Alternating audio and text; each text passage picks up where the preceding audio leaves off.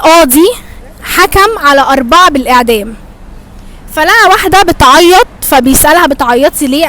قالت له ايه؟ اصل انتوا حكمتوا على ابني وابويا واخويا وجوزي بالإعدام. فالقاضي قال لها ايه؟ قال لها اختاري شخص واحد بس اعفيه من الإعدام. انت هتختاري مين؟ باباكي ولا اخوكي ولا جوزك ولا ابنك؟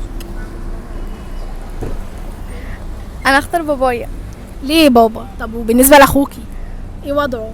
ماشي، بس بابا هو اللي تعب فيا يعني وكبرني اخوكي وكده. طيب. ماشي، ما اخويا. طب ابنك، ما انت برضو تعبتي في ابنك، يعني باباكي تعب فيكي، انت تعبتي في ابنك. بس بابايا اولى طبعا. وابنك مش اولى؟ صدقي عيب.